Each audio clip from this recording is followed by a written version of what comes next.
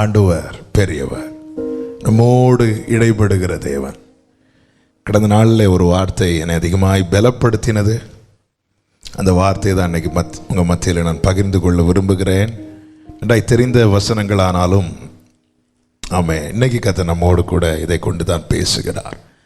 139வது சங்கீதம் அதனுடைய 1வது வசனம். கர்த்தாவே, நீர் என்னை ஆராய்ந்து அறிந்திருக்கிறீர். நீர் என்னை ஆராய்ந்து அறிந்திருக்கிறீர். ஹல்லேலூயா. ஆராய்ந்து அறிந்திருக்கிறவர், நம்மை அறிந்திருக்கிற கர்த்தர். இன்னைக்கு இதை தான் நாம் தியானிக்க போகிறோம். எதையெல்லாம் அறிந்திருக்கிறார், அறிந்து அவர் என்னெல்லாம் செய்கிறார், இதுதான் இன்னைக்கு கர்த்தர் செய்தியாக தந்திருக்கிறார். எதையெல்லாம் அவர் அறிந்திருக்கிறார், அறிந்து என்னெல்லாம் செய்கிறார். ஆமென். நம் தேவனை குறித்து நாம் இந்த காரியங்களில் அறிந்திருக்க வேண்டும். தாவீது தன் வாழ்க்கையில் ஒன்றை கண்டு கொண்டான். என்னை பற்றி என் மனைவிக்கு நல்லா தெரியும்னு சொல்லலை, என் அப்பாவுக்கு நல்லா தெரியும்னு சொல்லலை, எங்கள் அம்மாவுக்கு நல்லா தெரியும்னு சொல்லலை, என் கூட இருக்கிறவங்களுக்கு அப்படி எதையுமே சொல்லலை. ஒன்றை மட்டும் சொன்னான், நீர் என்னை ஆராய்ந்து அறிந்திருக்கிறேன். என் உட்காருதல், எழுந்திருத்தல், நடக்கிறது, படுக்கிறது, நினைக்கிறது, பேசுறது உங்களுக்கு தெரியும். அது எனக்கு போதும். எல்லாமே அவருக்கு தெரியுங்கிற அறிவு நமக்கு வேணும். அதற்கு தான் இந்த நாளில் இந்த வார்த்தையை கர்த்தர் செய்தியாக தருகிறார். எல்லாமே அவருக்கு தெரியும் என்கிற அந்த அறிவு நமக்கு தேவை. அவர் அறிந்திருக்கிறார். பேதுரு இயேசுவை பார்த்து சொன்ன ஒரு வார்த்தை உண்டு. யோவான் சுவிசேஷம் 21வது அதிகாரம் அதனுடைய 17வது வசனம். யோவான் 21:17. 3ஆம் தரம் அவர் அவனை நோக்கி, யோனாவின் குமாரனாகிய சீமோனே, நீ என்னை நேசிக்கிறாயா என்றார். என்னை நேசிக்கிறாயா என்று அவர் 3ஆம் தரம் தன்னை கேட்டபடியினாலே பேதுரு துக்கப்பட்டு, ஆண்டவரே, நீர் எல்லாவற்றையும் அறிந்திருக்கிறீர். ஆண்டவரே, நீர் எல்லாவற்றையும் அறிந்திருக்கிறீர். அவன் சொல்லுங்க பார்க்கலாம். எல்லாவற்றையும் ஆண்டவரே, நீங்க கேட்கும் போது உங்களுக்கே தெரியும். என்ன உங்களுக்கு தெரியும்? இப்போ நான் ஆமான்னு தான் சொல்லுவேன். நாளைக்கு நான் எப்படி இருப்பேன் என்று எனக்கு தெரியாது. நீர் எல்லாவற்றையும் அறிந்திருக்கிறீர். நம்ம யாரை ஆராதிக்கிறோம்? அதனால தான் ஆமென். பல நேரத்தில் நம்ம ஏன் தேவ சமூகத்தில் நம்மளை அந்த பர்சனலாக நாம் நம்முடைய இருதயத்தில் உள்ளதை உடைத்து ஊற்றும்படிக்கு அந்த நேரங்கள் எல்லாம் ஏன் ஒதுக்குறோம் அப்படின்னா, அவர்கிட்ட நம்ம வடிக்கிற ஒவ்வொரு சொட்டு கண்ணீருக்கும் பலனும் பதிலும் உண்டு. நம்ம அழுறத ஒருத்தங்க பார்க்குறாங்கன்னா இவங்க அழுறாங்கன்னு அவங்களுக்கு தெரியும். ஆனால் ஏன் அழுறோன்னு அவருக்கு மட்டும்தான் தெரியும். நம்ம ஏன் அழுறோன்னு 4 பேர்கிட்ட சொல்லி தெரிய வைக்கலாம். ஆனால் அவர்கிட்ட சொல்லி தெரிய வைக்க வேண்டாம். அழும்போதே தெரியும் ஏன் அழுறோன்னு அவருக்கு தெரியும். ஆமே, எவ்வளவு நல்ல தேவன். எல்லாவற்றையும் அறிந்திருக்கிறீர். எல்லாவற்றையும் அறிந்திருக்கு. எதையெல்லாம் அறிந்திருக்கிறார்? ஒரு 10 காரியம் எழுதியிருக்கிறேன். 10 பேச முடியுமான்னு தெரியல. ஆவியானவர் நடத்துகிற பிரகாரம் நான் சில வருமே கரெக்ட் டைமுக்கு முடிச்சிடலாம். எதையெல்லாம் அறிந்திருக்கிறார்? முதலாவது உபாகமம் 2வது அதிகாரம் அதனுடைய 7வது வசனம். உபாகமம் 2வது அதிகாரத்தின் 7வது வசனம். உன் தேவனாகிய கர்த்தர் உன் கைக்கிரியைகளில் எல்லாம் உன்னை ஆசீர்வதித்து வருகிறார். இந்த பெரிய வனாந்திர வழியாய் நீ நடந்து வருகிறதை அறிவார். கைகளை உயர்த்தி ஆமென் சொல்லுங்க பார்க்கலாம். நம் பாதையை அறிந்திருக்கிறார். பாதையை அறிந்திருக்கிறார். அவருக்கு என்ன தெரியும்? என்னுடைய பாதை தெரியும். என் பாதை தெரியும். என் ஆவி என்னில் தியங்கும் போது நீர் என் பாதையை அறிந்திருக்கிறீர். என் பாதை அவருக்கு தெரியும். நான் நடந்த பாதை அவருக்கு தெரியும். ஆண்டவர் சொல்லுகிறார், இந்த பெரிய வனாந்திர வழியாய் நீ நடந்து வந்ததை அவர் அறிவார். நாத்தான் வேலை பார்த்து ஆண்டவர் சொன்னார், நீ அத்தி மரத்துக்கு கீழே இருக்கும் போதே நான் உன்னை பார்த்துட்டேன்ட்டார். நாம் இருக்கிற சூழ்நிலை, இன்னைக்கு இவ்வளவு பேர் வந்திருக்கிறீங்க, எத்தனை பேர் பார்த்துட்டு இருக்கிறீங்க, இங்க வந்த இவ்வளவு பேர் வந்திருக்கிறீங்கன்னு எனக்கு தெரியுது. ஆனா நீங்க எந்தெந்த சூழ்நிலையில இருந்து வந்திருக்கிறீங்கன்னு அவருக்கு தெரியும்.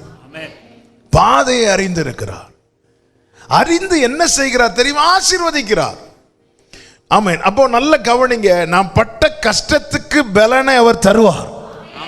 ஆமென். நாம் பட்ட கஷ்டத்துக்கு பலனை தருவார். இந்த பெரிய வனாந்தர வழியாய் வந்திருக்கிறதை அறிவார். அந்த வசனத்தை ஒரு விஷயம் கூட வாசியுங்கள். உன் தேவனாகிய கர்த்தர், உன் தேவனாகிய கர்த்தர் உன் கை கிரியைகளில் எல்லாம், உன் கை கிரியைகளில் எல்லாம் உன்னை ஆசீர்வதித்து வருகிறார். தேவனாகிய கர்த்தர் உன் கை கிரியைகளில் எல்லாம் உன்னை ஆசீர்வதிக்க காரணம் என்ன தெரியுமா? அடுத்து வாசியுங்கள். இந்த பெரிய வனாந்தர வழியா நீ நடந்து வருகிறதை அறிவார். ஹல்லேலூயா. உன் தேவனாகிய கர்த்தர் இன்னைக்கு உன்னை போஷிக்க காரணம், உடுத்துவிக்க காரணம், ஆசீர்வதிக்க காரணம் இதுதான். எல்லாரும் கதிர் பொறுக்க வரும்போது ரூத்துக்கு மட்டும் கதிர்களை போவாஸ் சிந்த விடுகிறார். இது என்ன ஆண்டவரே, இது என்ன போவாஸ், நீங்க இப்படி பண்றீங்க? இவள் மோவாபில இருந்து வந்தவளாச்சே, இவள் இன்னைக்கு தான் ஃபர்ஸ்டா வந்திருக்கிறா. ஏற்கனவே கதிர் பொறுக்கிறவங்க அவங்க கிடைக்கிறது பொறுக்கிறாங்க, ஆனா ரூத்துக்கு மட்டும் நீங்க ஸ்பெஷலா சிந்த விட காரணம் என்னன்னு கேட்டா போவாஸ் சொல்லுவாரு, ஆமென், நீ மோவாபிலிருந்து வந்ததையும், ஆமென், நீ உன் மாமிக்கு செய்ததும் எல்லாம் எனக்கு திட்டமாய் தெரிவிக்கப்பட்டது.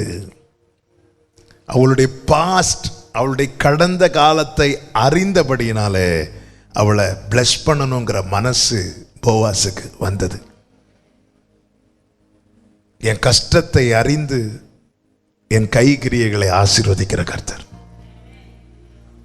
பல நேரத்தில் நான் உழைக்கிறேன், நான் சம்பாதிக்கிறேன், அப்படி இல்லைங்க. நாம் கடந்து வந்த பாதை அறிவார். எனவேதான் பெற்றோருடைய கஷ்டத்தை பார்த்து பிள்ளைகளை ஆசீர்வதிக்கிற கர்த்தர். ஆமென். ஈசாக்குக்கு அப்படிதான் சொல்லுவார், யாக்கோபுக்கு அப்படிதான் சொல்லுவார், இஸ்ரவேலருக்கு அப்படிதான் சொல்லுவார். இந்த பெரிய வனாந்தர வழியாய் நடந்து வந்ததுனால உனக்கு என்ன கிடைச்சது, எனக்கு என்ன கிடைக்கும் தெரியுமா? என்னை அவர் ஆசீர்வதிப்பார். அவன் வனாந்தர பாதையில தேவன் நடத்துறது நன்மைகளை நாம சுதந்தரிக்கதான். நான் நடந்து வந்த பாதை அறிகிறார். அது மாத்திரமல்ல, யோபு 23:10 யோபு சொல்லுகிறார், அவர் என்னை சோதித்த பின் நான் பொன்னாக விளங்கிடுவேன். அடுத்து நான் போகும் வழியை வாசிங்க அந்த வசனம். நான் போகும் வழி அவர் அறிவார். நான் நடந்து வந்த பாதையை மட்டுமல்ல, இப்போ நான் போயிட்டு இருக்கிற பாதை அவருக்கு தெரியும். எல்லாவற்றையும் அறிந்திருக்கிற கர்த்தர் என் பாதையை அறிந்திருக்கிறார். நான் நடந்து வந்த பாதையை, நான் எதை கடந்து வந்திருக்கிறேன் அவருக்கு தெரியும். இப்போ நான் எதுல போயிட்டு இருக்கிறேன் அவருக்கு தெரியும். ஹல்லேலூயா. நான் போகும் வழியை அவர் அறிவார்.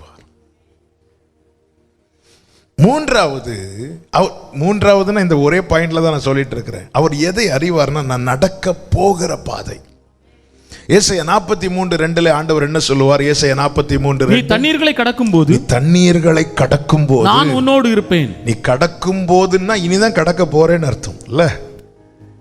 நாளைக்கு எனக்கு என்னெல்லாம் நான் சந்திக்க போறேன், என் பாதையில நாளைக்கு என்னெல்லாம் இருக்கு. நீ அக்கினியில் நடக்கும் போது, நீ தண்ணீரை கடக்கும் போது, இதை அவர் அறிந்திருக்கிறார்.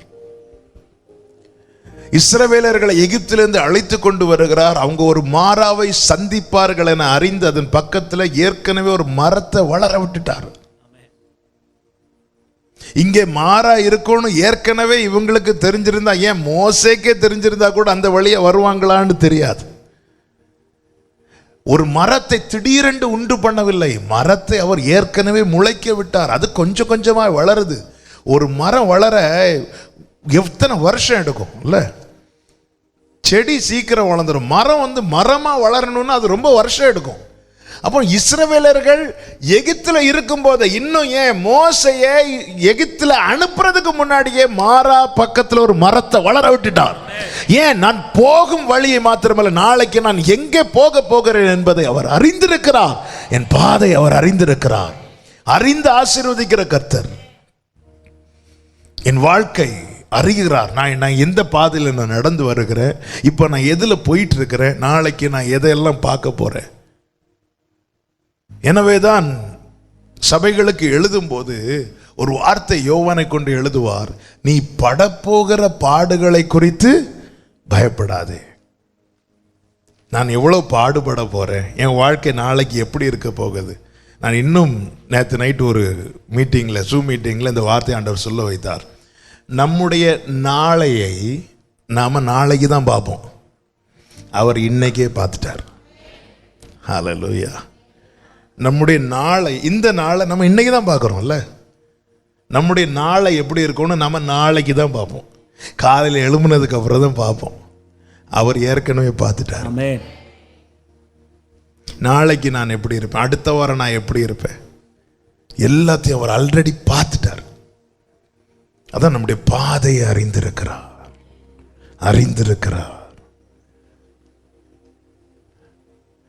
நீ படப்போகிற பாடுகளை குறித்து எவ்வளவும் பயப்படாதே, 10 நாள் உபத்திரவப்படுவீர்கள் அப்படின்னு சொல்ற. 10 நாள் அந்த வசனம் வெளிப்படுத்தல் 2:10 எடுக்க வேண்டாம். 10 நாட்கள். அப்போ வாழ்க்கையில் ஒரு பிரச்சனை வரும்போது என்ன பிரச்சனை வருதுன்னு அவருக்கு தெரியுது. அந்த பிரச்சனை எவ்வளவு நாள் இருக்கும்னு அவருக்கு தெரியுது. நமக்கு தெரியாது. நமக்கு தெரியாததுனால நம்ம வாழ்க்கை ஃபுல்லாவே இந்த பிரச்சனை இருக்குமோ அப்படின்னு நினைச்சு நம்ம ஏங்கிட்டு இருக்கிறோம். என் வாழ்க்கை ஃபுல்லா நான் இந்த குறையை கொண்டு தான் நடக்க வேண்டி வருமோ, என் வாழ்க்கை ஃபுல்லா இந்த பலவீனத்தோடு தான் நான் செல்ல வேண்டி வருமோ, என் வாழ்க்கை ஃபுல். அவருக்கு அப்படி இல்லை. அவருக்கு தெரியும் இவன் வாழ்க்கையில் இந்த பிரச்சனை இருக்கு, இந்த பிரச்சனை இவ்வளவு நாள் தான் இருக்கும், 10 நாள். ஆமென். ஜீவனுள்ள நாளெல்லாம் நன்மையும் கிருபையும் தொடர வைப்பார், பிரச்சனையை தொடர வைக்க மாட்டார். அவரால் நடத்தப்படுகிறவர்களுக்கு சில காரியங்களை அதுக்குன்னு ஒரு டைம் போட்டு வச்சிருக்கிறார். மாறாவின் இடத்துல கொண்டு வந்தது உண்மைதான், ஆனால் அங்கே நிறுத்த விடவில்லை. அங்கிருந்து நேர ஏலிமுக்கு கொண்டு போகிறார். வாழ்க்கையில சில மாறாக்கள் வரும், சில பிரச்சனைகள் வரும், ஆனால் அதற்கு தேவன் ஒரு டைம் வச்சிருக்கிறார். சமுத்திரத்துக்கு எல்லை குறித்த கர்த்தருக்கு ஆமென், நாம் சந்திக்கிற பிரச்சனைகளுக்கு எல்லையை போடுவது பெரிய காரியம் அல்ல. ஆமென். அவருக்கு 10 நாள் கொஞ்ச காலம். 1 பேதுரு 1:6 அப்படிதான் இருக்கு. எடுக்க வேண்டாம். கொஞ்ச காலம் பலவிதமான சோதனைகள், கொஞ்ச காலம். நான் போகும் வழி அவர் அறிந்திருக்கிறார். ஆண்டவரே நாளைக்கு என்ன இருக்குன்னு தெரியல ஆண்டவரே, நாளைக்கு உன் வாழ்க்கையில் ஒரு தண்ணீரை கடக்கிற அனுபவம் இருக்கு, ஆனா நான் உன் கூட இருப்பேன். ஹல்லேலூயா. அறிந்து நடத்துகிறார். ஆமென். சில நமக்கிட்ட கொஞ்சம் நெருங்கி பழகுவாங்க.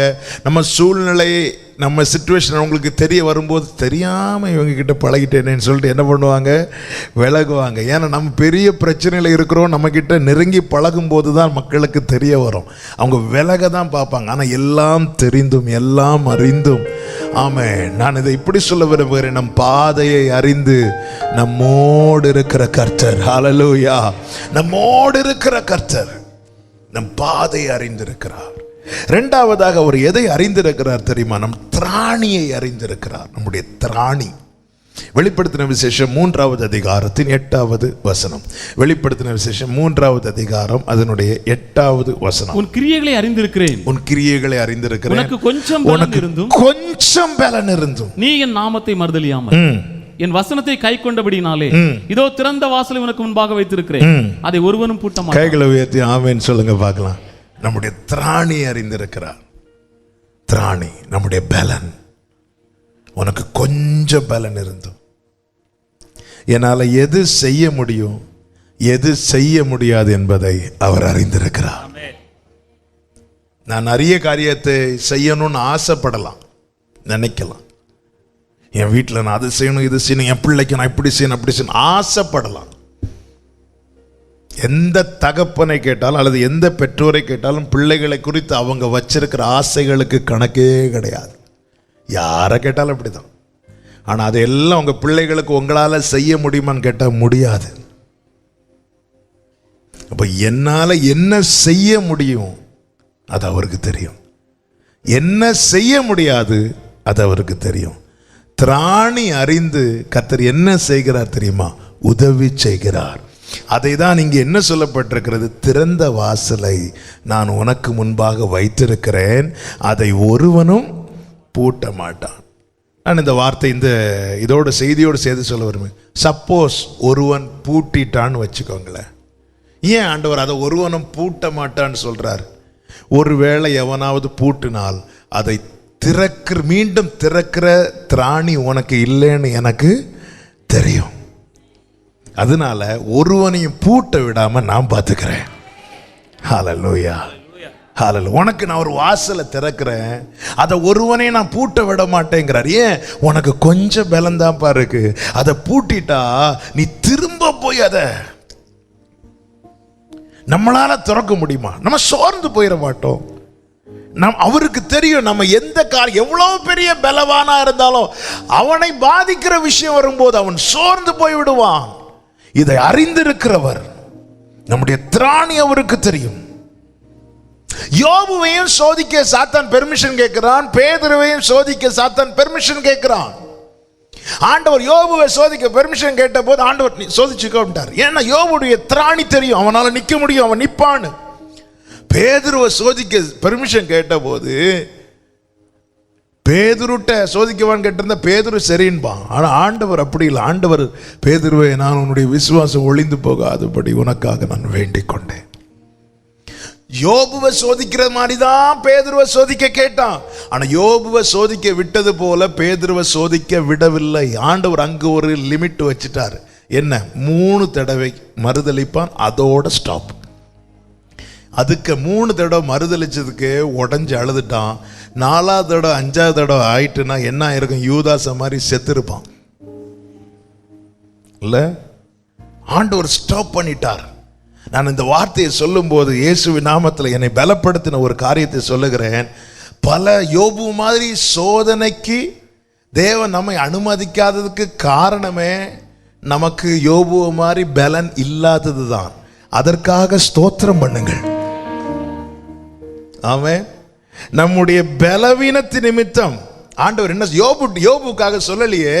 யோபு நான் உனக்காக வேண்டிக் கொண்டேன்னு சொன்னாரா? இல்ல. இவனுடைய பலவீனத்தின் நிமித்தம் இயேசு கிறிஸ்து என்ன சொன்னார்? உனக்காக நான் வேண்டிக் கொண்டேன். அவங்கள மாதிரி எனக்கு பலன் இல்லையேன்னு சொல்லி ஒரு நாளும் புலம்பாதீங்க. உங்களை எப்படி படைச்சிருக்கிறாரோ அதுதான் உங்களுக்கு நன்மை. உங்க கூட இருக்கிறவங்க ரொம்ப பலவானா இருக்கிறாங்க, நீங்க ரொம்ப பலவீனமா இருக்கிறாங்க. என்ன ஆண்டவர் அவங்கள சூப்பரா வச்சிருக்கிறீங்க? நான் என்ன கேட்டா நான் சொல்லுவேன், இல்ல இல்ல, அவங்கள சூப்பரா வச்சிருக்கிறார். ஓகே, உனக்காக அவர் வேண்டுதல் செய்கிறார், உனக்காக வேண்டுதல் செய்கிறார். உன் பலவீனத்தின் நிமித்தம் அவர் வேண்டுதல் செய்கிறார். ஆமென். ஒரு நாள் உங்களை எப்படி சிருஷ்டித்தாரோ அதற்காக ஸ்தோத்திரம் பண்ணுங்கள். ஹல்லேலூயா. யோபு அவர் பட்சபாதம் உள்ள தேவன் அல்லவே. ஆனால் இந்த இடத்துல அவர் பாராட்டுற இரக்கத்தை பாருங்க. அவருக்கு தெரியும் இவனுடைய திராணி இவ்வளவுதான், என் கூட நிக்க முடியும் இவனுக்கு, பேதுருவுக்கு. நான் இல்லாம தனியா விட்டா விழுந்துருவான்னு அவருக்கு தெரியும். அவரோடு கூட இயேசுவோடு கூட இவன் கடல்ல நிற்பான், இயேசு இல்லாம இவன் தரையில கூட நின்ற மாட்டான் அவருக்கு தெரியும். அதனால அவனுக்காக வேண்டுதல் செய்கிறார். நம்முடைய திராணி அவருக்கு தெரியும். என்னால 10 கிலோ தான் தூக்க முடியும்னா அதுக்கு மேல 1 கிராம கூட வைக்க மாட்டார், வைக்க விட மாட்டார். அவர் தான் நான் ஆராதிக்கிற தேவன். நம்முடைய திராணி அவருக்கு தெரியுங்க. ஆமென். பல சோதனைக்கு நாம தப்ப காரணமே நம்முடைய பலவீனம் தான். அவருக்கு தெரியும் இதுல விட்டா விழுந்துருவான். 2 விதமான சோதனை இருக்கிறது. நாம வருத்தி கொள்ளுகிற சோதனை. நாம வருத்தி கொள்ளுகிற சோதனையில தான் பல நஷ்டங்களும் இழப்புகளும் வரும். நாம் தெரிந்து கொள்ளுகிற பாதைகள், நம்முடைய விருப்பப்படி செய்கிறது, அது தேவன் அனுமதிக்கிற சோதனை அல்ல. அதனாலதான் யாக்கோபை கொண்டு எழுதினார், சோதிக்கப்படுகிற எவனும் தேவனால் சோதிக்கப்படுகிறேன் என்று சொல்லாதிருப்பானாக. எல்லா சோதனையும் தேவன் அனுமதிக்கிற தேவன் அனுமதிக்கிற சோதனை என்பது பரீட்சை. ஒரு இப்போ 10th ஸ்டாண்டர்ட் படிக்கிற பிள்ளை 11th ஸ்டாண்டர்டுக்கு போகணும்னா ஒரு பரீட்சை இருக்கு. அந்த பரீட்சைக்கு அப்புறமா பிள்ளைக்கு ஒரு ப்ரொமோஷன் இருக்கு. அதுதான் தேவன் அனுமதிக்கிற சோதனை. தேவன் அனுமதிக்கிற சோதனையில் நான் இழந்து போனேன், என் வாழ்க்கையை நாசமாயிட்டுன்னு இதுவரை யாரும் சொல்லலை, இனியும் சொல்ல போறது கிடையாது. காரணம், அவர் கொடுத்த பிரமாணம் என்ன? அக்கினியை ஒருவன் கொளுத்தும் போது அந்த அக்கினியினால் ஒரு சேதம் உண்டானால் அந்த அக்கினியை கொளுத்தினவன் அதற்கு உத்தரவாதி. தேவன் ஒரு சோதனையை நம்முடைய வாழ்க்கையிலே அறிந்து அனுமதிக்கும் போது அதனால ஒரு இழப்போ நஷ்டமோ உண்டானால் அதனுடைய முழு உத்தரவாதமும் அவரே எடுத்துக்கொள்வார். அதன் அடையாளம் தான் யோபு எல்லாம் இழந்தானே, இழந்த அனைத்தையும் அவர் கணக்குல வச்சு 2 மடங்கா கொடுக்கிறார். கணக்கு வச்சு கொடுக்கிறார். நீங்க 1வது அதிகாரத்தில் அவன்கிட்ட என்னெல்லாம் இருந்துச்சு, 42வது அதிகாரத்தில் என்னெல்லாம் கிடைச்சது நீங்க பார்க்கும்போது தெரியும். கணக்கு வச்சு கொடுக்கிறார். இங்க 500 இருந்து அவர் அனுமதித்த சோதனை நிமித்தம் உனக்கு 500 இழந்துச்சா, அவர் தரும்போது 1000 தரார். கணக்கு வச்சு கொடுக்கிறார். ஹல்லேலூயா. நம்முடைய திராணி அவருக்கு தெரியுங்க. இவ்வளவு இதுக்கு மேல இவன் தாங்கிட மாட்டானா தேவன் சோதனை அனுமதிக்க மாட்டார். அவர் சோதிக்கப்படுகிறவர்களுக்கு உதவி செய்ய வல்லவராக இருக்கிறார். எனவே ஆண்டவர் உங்களுக்கு கண் இல்லையா ஆண்டவரே, உங்களுக்கு நீங்க பார்க்கலையா ஆண்டவரே, ஒரு நாள் அப்படி புலம்பாதீங்க. அவருக்கு தெரியும், அவருக்கு தெரியும் என்னால எதுவரை தாங்க முடியும், இந்த பாரத்தை என்னால எவ்வளவுதான் சுமக்க முடியும், என்னால எதுவரை இதை சுமந்து கொண்டான எவ்வளவு கூட தான் கொண்டு செல்ல முடியும், அவருக்கு தெரியும். ஒரு கழுகுக்கு தன் குஞ்சுகளுடைய வளர்ச்சியை அறிந்து தன் கூட்டை கலைத்து அதை தூக்கி இன்னொரு இடத்துல கொண்டு வைக்க தெரியுமானால், ஹல்லேலூயா, சர்வ வல்லவர். பறந்து காக்கிற பட்சிகளை போல நம்மேல் ஆதரவாய் இருக்கிறவருக்கு நம்மை குறித்து தெரியாதா? என் நிலைமை நன்றாய் அறிந்தவர், பாவி என்னை அழைத்தவர், மீறின பின்பும் வெறுக்காதவர், உம்மை போல் என்னை நேசிக்க ஒருவரும் இல்லை, நேசித்தவரில் இது போல அன்பை காணவில்லை. நம்ம பிள்ளைங்களுக்கு ஒரு காய்ச்சல் வந்தாலே நம்மால தாங்க மாட்டேங்கிறோம். ஆபிரகாம்கிட்ட சொல்றார், உன் பிள்ளையை பலி செலுத்துன்னு. ஆமென். அப்படி யாரா அப்படி சப்போஸ் ஆண்டவர் நம்ம கிட்ட ஏதாவது சொல்லி இருந்தா நம்ம இந்த ஏரியா பக்கம் வந்திருக்க மாட்டோம்ல. நமக்கு தெரியும் எதை தாங்குவோன்னு தெரியுங்க, அவ்வளவுதான் அனுமதிப்பார். ஆபிரகாம் விசுவாசத்துல வல்லவன் அல்லவா?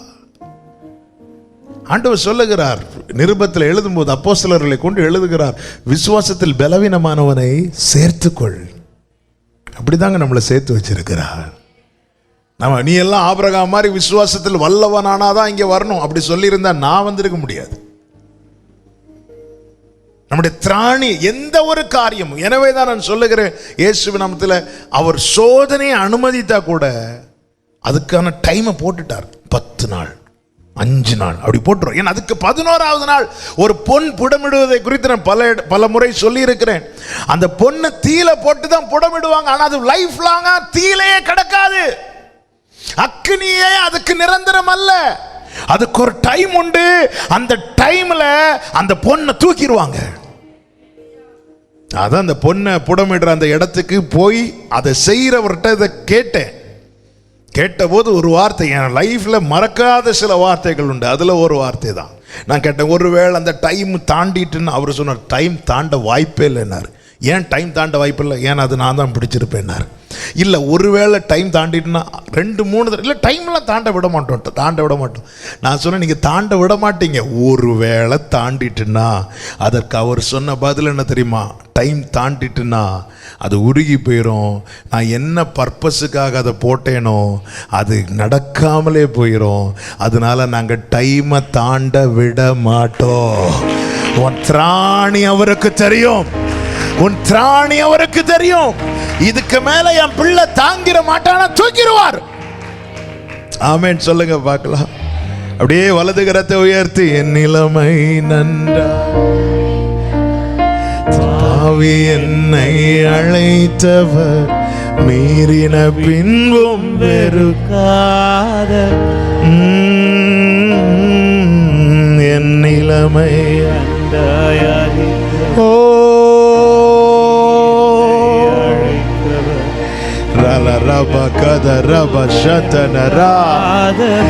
அப்படியே பார்த்து சொல்லுங்க, உம்மை போல் என்னை நேசி ஒருவரும் இல்லை, நேசித்தவரில் இது போல அன்பை காணவில்லை.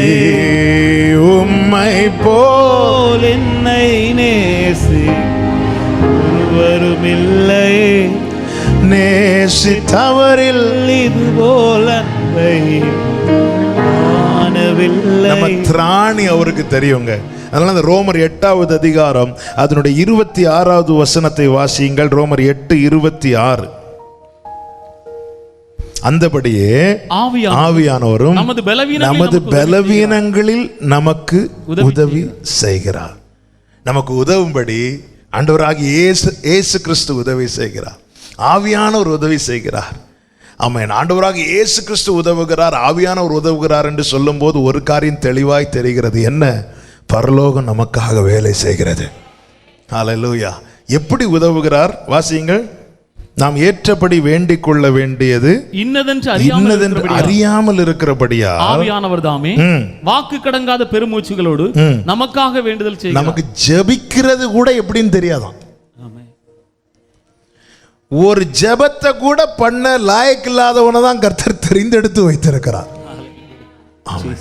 ஹல்லேலூயா. நாம ஜெபிக்கிறதுக்கு ஏற்றார் போல கர்த்தர் பதில் தந்திருப்பார்னா நம்ம கதை என்னைக்கோ முடிஞ்சிருக்கும். நம்ம கேட்டது அவ்வளோ இல்லை, அவருக்கு தெரியும் என் பிள்ளை தெரியாம கேட்கிறான், மாத்தி கேட்கிறான். ஆவியானவர் வேண்டுதல் செய்கிறார். கீழே 34வது வசனத்தை வாசிங்க. ஆக்கினைக்குள்ளாக தீர்க்கிறவன் யார்? கிறிஸ்துவே மரித்தவர், அவரே எழுந்தும் இருக்கிறவர், அவரே தேவனுடைய வலது பார்சத்திலும் இருக்கிறவர், நமக்காக வேண்டுதல் செய்கிறவரும் அவரே. ஆவியானவர் வேண்டுதல் செய்கிறார். ஆண்டவராக இயேசு கிறிஸ்து வேண்டுதல் செய்கிறார். பிதாவானவர் நமக்கு கிருபை பாராட்டுகிறார். ஆமென் சொல்லுங்க. ஆமென். நம்ம பலவீனத்தை பார்த்து அவருக்கு தெரியுங்க நம்முடைய திராணி. உனக்கு கொஞ்சம் பலன். அப்போ திராணி தெரியும்னு சொல்லிட்டு ஆண்டவர் என்ன செய்கிறார்? இந்த கொஞ்சம் பலத்தை வச்சு நம்ம என்ன செய்கிறோம்? நம்முடைய பலவீனத்தினால நமக்கு என்னெல்லாம் செய்ய முடியாது என்பது நமக்கு தெரியும். நிறைய காரியங்கள் நம்ம செய்யாததுக்கு இந்த பலவீனத்தை காரணமாய் வைக்கிறோம். ஓகே, நமக்கு இருக்கிற இந்த கொஞ்சம் பலத்தை வச்சு என்ன செய்கிறோம்னு கர்த்தர் பார்க்கிறார். இந்த கொஞ்சம் பலத்தை வச்சு என்ன செய்கிறோம்? இந்த கொஞ்சம் பலத்திலையும் ஆண்டவர் பிலதெல்பியா சபைக்கு சொல்ற, நீ என்னை மறுதலிக்கல. அப்ப தேவனை தேடுறது, இருக்கிற பலத்திலையும் அவரை நோக்கி பார்க்கறது, அவரோடு பேசுறது, அவரோடு பழகிறது, அவரோடு உறவாடுறதுல உறுதியா இருக்கிறான். கர்த்தர் அதை தான் பார்க்கிறார். நாம் நம்முடைய பலவீனத்தை இதனால எனக்கு அதை செய்ய முடியல, இதனால இதை செய்ய முடியல. ஓகே, கொஞ்சம் பலனத்தை வச்சிருக்காருல, கொஞ்சமாவது வைக்கலன்னா கண்ணே திறக்க முடியாது இல்லை. நீ கண்ணு திறக்க முடியுது, எழும்ப முடியுது, பெட்லேருந்து எழும்பி ஓட முடியல, நடக்க முடியுதுல்ல. சரி, நடக்க முடியல, உட்காரவாவது முடியுதுல்ல. அந்த கொஞ்சம் பலத்தில் என்ன செய்கிறோன்னு கர்த்தர் பார்க்கிறார். நம் பலவீனங்களை காரணம் காட்டி பலத்தை பயன்படுத்தாமல் இருப்போம்னா அவர்களுக்கல்ல தேவன் திறந்த வாசலை வைத்திருப்பது. உனக்கு நான் கொஞ்சம் பலனை கொடுத்து, உனக்கு கொஞ்சம் பலன், நீ மறுதலிக்கல, நீ என்னை பிரைஸ் பண்ண. உனக்கு இருக்கிற நிறைய பலவீனத்தை பார்த்து முறுமுறுக்காம நான் உனக்கு தந்த கொஞ்சம் பலத்தை வச்சு நீ ஸ்தோத்திரம் பண்ணின. துன்மார்க்கருடைய செல்வ பெருக்கை பார்க்கலும் நீதிமானுடைய கொஞ்சம் நல்லது. அந்த கொஞ்சத்துக்காக ஸ்தோத்திரம் பண்றவங்க ஆண்டவர் அதுதானே பார்ப்பார். அந்த கொஞ்சத்தை கொடுத்துட்டு தான் அடுத்து கொடுக்கணுமா வேண்டாமான்னு பார்ப்பார். இந்த கொஞ்சத்தை வச்சுட்டு நீ நான் உனக்கு தந்ததை வச்சுட்டு நீ தராததை குறித்து முறுமுறுத்துட்டு இருக்கிற. உனக்கு நான் கொஞ்சம் பலத்தை தந்திருக்கிறேன், அந்த பலத்தை வச்சு நீ என்ன செய்த? நீ கொஞ்சத்துல உண்மையா இருந்தால் அநேகத்தின் மேல உன்னை அதிகாரியாய் வைப்பேன். கர்த்தருக்கு தெரியும், கர்த்தர் பார்க்கிறார், கர்த்தர் அறிந்திருக்கிறார், நம்முடைய திராணி அறிந்திருக்கிறார். மூன்றாவது, நம்முடைய தேவையை அறிந்திருக்கிறார். மத்தேயு 6வது அதிகாரம் அதனுடைய 8வது வசனம். மத்தேயு 6வது அதிகாரத்தின் 8வது வசனம். அவர்களைப் போல நீங்கள் செய்யாதிருங்கள், உங்கள் பிதாவை நோக்கி நீங்கள் வேண்டிக் கொள்கிறதற்கு முன்னமே உங்களுக்கு இன்னது தேவை என்று உங்களுக்கு இன்னது தேவை என்று எழுதுறவங்க எழுதுங்க. எனக்கு என்னது தேவை என்பது அவருக்கு தெரியும். எனக்கு இன்னது தேவை என்பதை அவர் அறிந்திருக்கிறார். Thank you holy spirit. நம்ம தேவைகள் அவர்கிட்ட சொல்லி வாங்கணும். கேளுங்கள் தரப்படும்.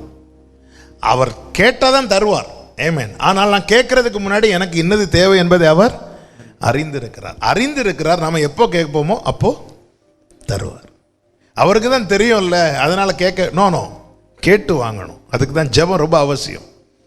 ஆனா நான் கேட்டதுனால தான் அவருக்கு தெரியவே வந்துச்சு, அப்படி கிடையாது. அவருக்கு இன்னது தேவை என்பதை அறிந்திருக்கிறார், நமக்கு தெரியாது. அதனால தான் தேவையில்லாதது நிறைய கேட்போம் ஜெபத்துல. தேவையில்லாத நிறைய கேட்போம் ஜெபத்துல. அதனாலதான் ஆவியானவர் நமக்காக வேண்டுதல் செய்கிறார். ஆமென். நம்ம கேட்கிற பல காரியங்கள் அவருக்கு கோபத்தை உண்டாக்குறதா இருக்கிறது. நம்ம என்னெல்லாம் கேட்கிறோம்னு சொல்லிட்டு கொஞ்சம் நம்ம ரெக்கார்ட் பண்ணி கேட்கணும். நம்ம திருப்பி நம்ம என்னெல்லாம் கேட்கிறோம், தேவ சமூகத்தில் நிற்பதற்கு ஏதுவானவைகளை கேட்கிறோமா, அல்லது நம்மை விலக்கி வெளியே கொண்டு போவதற்கு ஏதுவானவைகளை கேட்கிறோமா? ஆவியானவர் நமக்காய் பரிந்து பேசுகிறபடியினாலும், ஆண்டவராகிய இயேசு கிறிஸ்து நமக்காய் பரிந்து பேசுகிறபடியினாலும் ஆமென். நாம் நிற்கிறோம், அது மட்டும்தான் உண்மை. ஆமென். ஹல்லேலூயா. ஆமென். நமக்கு இன்னது தேவை அவருக்கு தெரியுங்க. தேவை அறிந்திருக்கிறார். சாரிபாத் விதவையின் வீட்டில் எவ்வளவு மாவு இருக்கு, எவ்வளவு எண்ணெய் இருக்குன்னு அவருக்கு தெரியும். அது தீர்ந்த பிறகு எலியாவை அனுப்பல, அது தீரதுக்கு முன்னாடி எலியாவை அனுப்பிட்டா. என் வீட்டில் இருக்கிற மாவு எண்ணெயின் அளவு கூட நான் ஆராதிக்கிற தேவனுக்கு தெரிஞ்சிருக்குன்னு சொல்லும் போது இதை விட இனி எனக்கு வேற என்ன வேணும்? நமக்கு கூட தெரியாது, நமக்கு தீர்ந்ததுக்கு அப்புறம் தான் தெரியும். காலில் ஒரு டீ போடு, ஐயே டீ தூள் இல்லை, நம்ம ஒரு தேவைக்கு எடுத்து பார்க்கும்போது தான் தெரியும். ஆனால் அவருக்கு அப்படி இல்லை, நான் கொஞ்சம் இருக்கு, இதுவும் தீர்ந்துட்டுன்னா அடுத்து பிள்ளைங்களுக்கு இல்லைங்கிற ஒரு சோர்வு வந்தாலே பிள்ளைங்க பாதி உயிர் போயிடும். ஏற்கனவே அவங்க என்ன சொல்றாங்க, இதை சாப்பிட்டு நானும் என் பிள்ளையும் சாக போறோம். அந்த கொஞ்சம் தீரதுக்கு முன்னாடியே வீட்டில் இருக்கிற எவ்வளோ வானத்தை சிங்காசனமாக பூமியை பாதபீடமாக உடைய தேவனுக்கு ஒரு விதவையின் வீட்டில் இருக்கிற மாவின் அளவு, எண்ணெயின் அளவு தெரிந்திருக்கிறது. ஹல்லேலூயா. ஆமென். தேவை அறிந்தவர், தேவை அறிந்து என்ன செய்கிறார்? தேவைகளை அதிசயமாய் சந்திக்கிறார். என் பாதையை அறிந்து என்னோடு இருக்கிறார், என் திராணியை அறிந்து எனக்கு உதவி செய்கிறார், என் தேவையை அறிந்து அதிசயமாய் சந்திக்கிறார். வேதம் சொல்லுகிறது, உங்களை அதிசயமாய் நடத்தி வந்த உங்கள் தேவனாகிய கர்த்தருடைய நாமத்தை துதிப்பீர்கள். உங்களை அதிசயமாய் அவருக்கு தெரியுங்க. 40 வருஷம் வனாந்திரத்தில் நடத்தினாரே, இவர்கள் வனாந்திரத்தை தெரிந்தெடுக்கவில்லை, தேவன் கொண்டு வந்தார். நான் அதான் 2 விதமான சோதனையை சொல்றேன், திருப்பிய சொல்றேன். நாம தெரிந்து கொள்ளுகிற பாதையில வரக்கூடிய பிரச்சனைக்கு நாம தான் பொறுப்பு. தேவன் நடத்துகிற பாதையில ஒவ்வொரு காரியத்துக்கும் தேவனே பொறுப்பு. அந்த முதல்ல வாசித்த வசனத்தை ஒரு விசை கூட வாசிங்கள். உபாகமம் 2:7.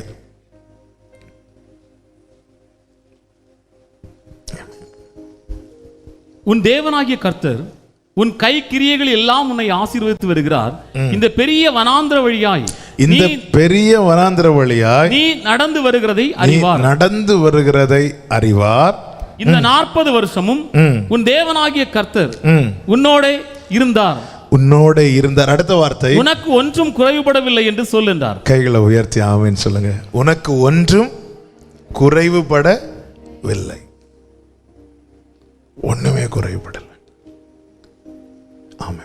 எத்தனை பேர் மனதார உண்மையா சொல்லுவீங்க, எனக்கு பேங்க் பேலன்ஸ் இல்லை, 2 மாசத்துக்குள்ள ஒன்றும் இல்லை, ஆனா இம்மட்டும் என்னை போஷித்து நடத்துகிறார் அப்படி சொல்றவங்க கைகளை உயர்த்தி ஒரு ஆமேன்னு சொல்லுங்க. ஆமே. இந்த லாக்டவுன்ல ஆமே சிலரை சும்மா விசாரித்தேன். அதாவது இவங்க கஷ்டப்படுவாங்க, இவங்களுக்கு ஒன்றும் இருக்காது அப்படின்னு நினச்சி விசாரித்த போது அவங்க சொன்ன சாட்சிகள் எல்லாம் கேட்டா ரொம்ப ஆச்சரியம். கடந்த நாளில் ஒரு ஃபேமிலிக்காக போய் ஜெபம் பண்ண போனேன். அப்போ அவங்கள கர்த்தர் நடத்தின காரியத்தை சொன்னார்கள். ஒரு நாளில் அவங்க வீட்டில் ஒன்றுமே இல்லையா, ஒன்றுமே இல்லை. அவங்க வளர்ந்த சூழ்நிலை நல்ல நிலையில் வளர்ந்துருக்கிறாங்க. ஆனால் இப்போ சிச்சுவேஷன் அப்படியே மாறிட்டு ஒன்றுமே இல்லாமல் ஒருத்தங்க கிட்ட போய் கொஞ்சம் ரேஷன் அரிசி, இதுவரை அவங்க சாப்பிட்டு பழகினதே இல்லையா, சரி கொஞ்சம் வாங்கிட்டு வர வழியில் அந்த சகோதரி சொன்ன சாட்சி, அந்த வீட்டிலேருந்து வாங்கிட்டு இந்த வீட்டுக்கு வர அந்த வழியில் நான் அழுதுட்டே வந்தேன். என் ஆண்டவரே எனக்கு அப்படி சொல்லிட்டு கண்ணீரோடு வீட்டுக்குள்ளே வந்தேன்னு சொன்னாங்க. ஆமாம், வீட்டுக்குள்ளே வந்து இருக்கிறாங்க. அவங்க காதில் கிளியராக ஒரு சவுண்டு கேட்டுச்சான், உன் அப்பத்தையும் உன் தண்ணீரையும் ஆசீர்வதிப்பேன். அன்னையிலிருந்து அவங்க வீட்டில் ஆண்டவர் சந்தித்த காரியங்கள், இவங்க யாருக்கிட்டையும் எதுவுமே கேட்கலையா. ஒவ்வொரு நாள் கதவை திறந்து பார்க்கும்போது வெளியே ஒரு பார்சல் இருக்குமா. ஆமென். ஒரு வாரத்தில் 36 கிலோ அரிசி அவங்க வீட்டில் வந்திருக்கு. நான் தான் கேட்டேன், நீங்க ஊருக்கே சாப்பாடு போட்டீங்களான்னு கேட்டேன். ஆண்டவர், நான் அதிலிருந்து எனக்கு ஒரு செய்தி கிடைச்சது. என்ன தெரியுமா? ஒரு காரியத்துக்காக ஒரு நாள் உடஞ்சி அள விட்டுட்டார்னா அந்த காரியத்துக்காக அதன் பிறகு நன்மையை தான் காண வைப்பா.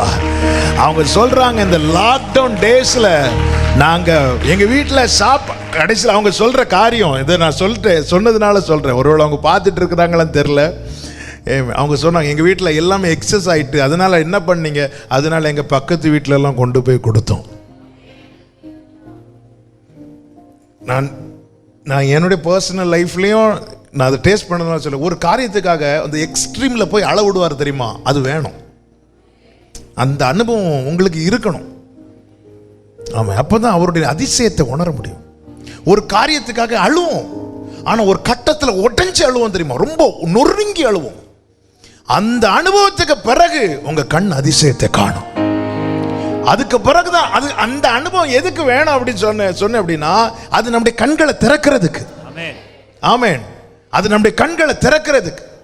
அன்னாள் அலைந்து திரிந்தா இல்ல, சிரிச்சிட்டு அலைஞ்சிருப்பா, அழுதுட்டு தானே அலைஞ்சிருப்பா. ஒரு கட்டம் வரும்போது உட்கார்ந்து அழ ஆரம்பிச்சிட்டா. கர்த்தர் கண்ணை திறந்தாரா இல்லையா? கண்ணை திறந்து நன்மையை காண்பித்து கொடுத்தார். ஒரு காரியத்துக்காக நெடுநாளா அழுதுட்டு இருக்கிறோம், ஆனா ஒரு கட்டம் வரும்போது நம்மள ரொம்ப உடைஞ்சி உடைஞ்சி உடைஞ்சி உடைஞ்சி உடைஞ்சி உடைஞ்சி அளவிடுறது உன்னை உடைத்து போடுவதற்கல்ல, அவருடைய அதிசயமான செயல்களை, அதிசயமான நடத்துதலை நீ காண வேண்டும் என்பதற்காக. ஆமென். கர்த்தர் அதை செய்வார், ஒவ்வொருவரையும் நடத்துவார். ஒரு காரியத்துக்காக ரொம்ப நாள் அழுதுட்டு இருக்கிறீங்க, திடீர்னு ஒரு நாள் ரொம்ப உடைஞ்சு அள விடுறாரா? ஆமென். அதுதான் உங்களுக்கு மருந்து. ஆமென். கர்த்தர் நல்லவர். ஹல்லேலூயா. ஆமென். அவங்க சொன்னாங்க, ஒரு நாள் அழுதேன், 2 மாசம் குறைவில்லாம கர்த்தர் எங்களை 2 மாசம், இது ஃபர்ஸ்ட் லாக்டவுன். நான் சாட்சி இப்பதான் கேட்டேன், போனல கிட்டத்தட்ட 1 வருஷம் 1.5 வருஷம் என்னை குறைவில்லாம எங்களை போஷித்து நடத்துறாங்க. ஒரு நாள் அழுதேன், 1.5 வருஷம் நடத்துறாங்க. பல நாள் அழுத சகோதரி சகோதரா, உன்னை தலைமுறை தலைமுறைக்கு நடத்துவார். ஹல்லேலூயா, ஹல்லேலூயா. தேவை அறிந்து அதிசயமாய் நடத்துகிறவர். நேரம் போகிறது. 4வதாக அவர் எதை அறிந்திருக்கிறார் தெரியுமா? யாத்திராகமம் 3:7. யாத்திராகமம் 3:7, 3வது அதிகாரம் 7வது வசனம். அப்பொழுது கர்த்தர், எகிப்தில் இருக்கிற என் ஜனத்தின் உபத்திரவத்தை நான் பார்க்கவே பார்த்து ஆளோட்டிகளின் நிமித்தம் அவர்கள் இடுகிற கூக்குரலை கேட்டேன், அவர்கள் படுகிற வேதனைகளையும் அறிந்திருக்கிறேன். வேதனைகளை அறிந்திருக்கிறார். ஹல்லேலூயா. என் வேதனைகள் அவருக்கு தெரியும். வேதனைகளை அறிந்து என்ன செய்கிறார்? சங்கீதம் 31:7 வாசியுங்கள். சங்கீதம் 31:7.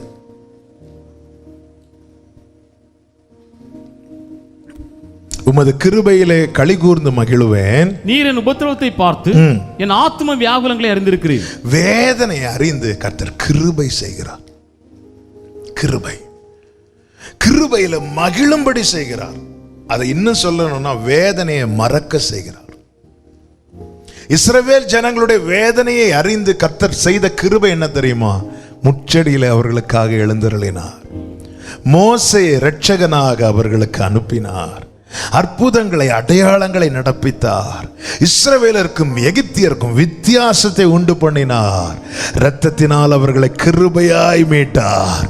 வியாகுலங்களை அறிந்து, வேதனை அறிந்து அவர் கிருபை செய்கிறார். அந்த கிருபையிலே நம்மை மகிழும்படி செய்கிறார். கைகளை உயர்த்தி ஆமென் சொல்லுங்க பார்க்கலாம். வேதனையை அறிந்து கிருபை செய்கிறார். ஹல்லேலூயா. எவ்வளவு நல்ல தேவனை ஆராதிக்கிறோம். என் நிலைமை நன்றாய் அறிந்தவர். பாடுங்க. என்னை அழைத்த ஓ மீறின பின்பும் இருக்காத ஆமென். என் நிலைமை நன்றாய் அறிந்த பாவி என்னை அழைத்த Thank you, Father. பின்பும் இருக்காத. அப்படியே கைகளை உயர்த்தி உம்மை போல் என்னை நேசிக்க ஒருவரும் இல்லை, நேசித்தவரில் இதுபோல் அன்பை உம்மை போல் என்னை நேசி ஹalleluya ஹalleluya ஹalleluya ஹalleluya ஷபகரபலரா. நம்முடைய வேதனை அறிந்திருக்கிறார் என்பதின் அடையாளம் தான் மார்த்தாள் மரியாள் எதற்காக அழுதாங்களோ அதற்காக அவருடைய கண்ணிலும் கண்ணீர் வந்தது. வேதத்துல பார்க்கிறோம், சின்ன வயசுல நாம படிச்ச சண்டே ஸ்கூல் பிள்ளைங்க எளிதில் படிக்கக்கூடிய வசனங்கள்ல ஒரு வசனம் தான், இயேசு கண்ணீர் விட்டார். ஆமே, அவருக்கு வேதனை என்ன தெரியுமாங்க? நம்முடைய வேதனை தான் அவருடைய வேதனை. என் ஜனமாகிய குமாரத்தின் நிமித்தம் நானும் காயப்பட்டேன். இப்படி யாருங்க சொல்ல முடியும்? ஹல்லேலூயா. நான் கண்ணீர் சிந்தும் போது என் கண்ணே என்றவர், நான் பயந்து நடுங்கும் போது வேண்டாம் என்றவரே, ஓ நான் உன்னோடு இருக்கின்றேன். ஆமே, நீர் மாத்திரம் போதும். Thank you father. நம்முடைய வேதனை அவர் அறிந்திருக்கிறார். எரேமியா 31:19-20 வசனங்கள்ல, நான் திரும்பின பின்பு மனஸ்தாபப்பட்டு கொண்டிருக்கிறேன், நான் என்னை அறிந்து கொண்டதற்கு பின்பு விழாவில் அடித்துக் கொண்டிருக்கிறேன் என்று எப்ராயிம் துக்கித்து புலம்பிக் கொண்டிருக்கிறதை நிச்சயமாக கேட்டேன். அதாவது மார்பில் அடிச்சு அழுகிற அளவுக்கு வலி. ஆண்டவர் சொல்றார், இதை நான் கேட்டேன் என்றல்ல, நிச்சயமாக கேட்டேன். ஆமா, இந்த அழுகையினுடைய அடுத்தடுத்த கட்டங்களில் சிலர் மார்பில் அடித்து அழுவாங்க. அந்த வலியில வேதனையை எப்படி கொட்டி தீக்கணும் தெரியாம மார்பில் அடித்து விழாவில் அடித்து. ஆண்டவர் சொல்ல, நான் அதை எசேக்கியேல் அழுத போது ஆண்டவர் என்ன சொல்வார்? எசேக்கியா ராஜா அழுத போது, உன் விண்ணப்பத்தை கேட்டேன், உன் கண்ணீரை, உன் விண்ணப்பத்தை கேட்டேன் சொன்னார். ஆனா எப்ராயிம் அடித்து மார்பில் அடித்து அழுத போது அவர் சொன்னார், நிச்சயமாக கேட்டேன். வேதனை அவருக்கு தெரியும். யாக்கோபிட்ட ஏன் என்ன விடு, நான் போறேன்னு சொல்றார்? எதுக்கு சொல்லணும்? தட்டி விட்டுட்டு போக வேண்டியதானே. நான் மண்ணென்று அவர் நினைவு கூர்ந்திருக்கிறாரே. அவ்வளோ பெரிய தேவனை யாக்கோபால பிடிச்சு வைக்க முடியுமா? யாக்கோப் அப்படி அங்க என்ன செய்தான்? ஓசியா 12:4 சொல்லப்பட்டிருக்கிறது, அவன் அவரை நோக்கி அழுது கெஞ்சினான். வழியில அவருடைய பிள்ளைங்க அழும்போது அவர், நான் போயிட்டு வரேன், நான் பிஸியா இருக்கிறேன்னு சொல்லிட்டு போக மாட்டார். நீங்க அழுதுட்டு, நான் தான் சொன்னேனே, எத்தனை பேர் இங்க கூடி ஆராதித்தாலும் ஒருத்தங்க இருதயம் நொறுங்கி இருப்பாங்கன்னா அவர் அவங்க பக்கத்துல தான் போய் நிற்பார். லாக்டவுனுக்கெல்லாம் முன்னாடி வர்ஷிப் நடக்கும்போது சர்ச் ஃபுல்லாக ஆட்கள், அப்போ நான் அந்த பின்னாடி பால்கனி சைடில் எனக்கு இருக்கிறேன். அப்போ என்ன பாட்டு? ஒப்பு கொடுத்தீரையா, அந்த பாட்டு வந்து இங்கே பாடிட்டு இருக்கிறாங்க. ராபர்ட் அண்ணன் பாடிட்டு இருக்கிறாங்க, எல்லாரும் சேர்ந்து பாடிட்டு இருக்கிறோம். அப்போ நான் அப்படி அதில் வந்து நிற்கிறேன். நான் அப்படி சுற்றி இப்படி எல்லா சைடையும் பார்த்துட்டு இருக்கிறேன். எல்லாரும் நல்லா உணர்ந்து பாடிட்டு இருக்கும்போது ஒரு சகோதரி, அப்போதான் ஆண்டவரை ஏற்றுக்கொண்ட சகோதரி, தேவனை அறியாத குடும்பத்தில் பிறந்து வளர்ந்து, அப்போ தான் அவங்கள பார்த்தாலே தெரியும், அவங்க வேஷத்திலே அவங்களுக்கு நமக்கு தெரியும். அப்படிப்பட்டவங்க வந்து இருக்கிறாங்க. அவங்க அந்த பாட்டை அழுது பாடுறாங்க. அழுகுன்னா அப்படி அழுது அழுது அழுது அழுது ஆண்டவர் என்கிட்ட பேச ஆரம்பித்தார். நான் யார் பக்கத்தில் நிற்கிறேன் தெரியுமா அப்படின்னு. நான் இது ஆல்ரெடி சொல்லியிருக்கிறேன்னு நினைக்கிறேன். எல்லாரும் நல்லா பாடிட்டு இருக்கிறாங்கப்பா, ஆனால் என் மக உடைகிறான், நான் பக்கத்திலே நிற்கிறேன். எத்தனை வருஷம் விசுவாசின்னு அந்த மதிப்பை பார்த்தெல்லாம் ஆண்டவர் வந்து நிற்க மாட்டார். இருதயம் நொறுங்கினவர்களுக்கு சமீபமா. ஆபிரகாம், ஆகார் அழுதுட்டே இருக்கிறான்.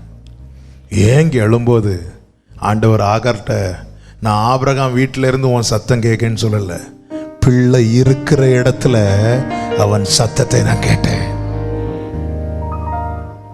நாம பெருசா பார்க்கறது ஒன்றையும் அவர் பெருசாவே அவர் மைண்டே பண்ணல. இதுதான் உண்மை. அவருக்கு தேவை உண்மையாய் அவரை நோக்கி கூப்பிடுகிறவர்கள், உண்மையாய் அவரை தேடுகிறவர்கள், உண்மையாய் அவரை நேசிக்கிறவர்கள். நம் வேதனை அறிந்திருக்கிறார். வேதனை அறிந்து என்ன செய்கிறார்? கிருபையில மகிழ பண்ணுகிறார். கைகளை உயர்த்தி ஹல்லேலூயா. வேதனை அறிந்து கிருபையில மகிழ பண்ணுகிறார். ஐந்தாவது, ஆமென், யோவான் 2வது அதிகாரம் 23, 24, 25 வசனங்களை வாசிங்க.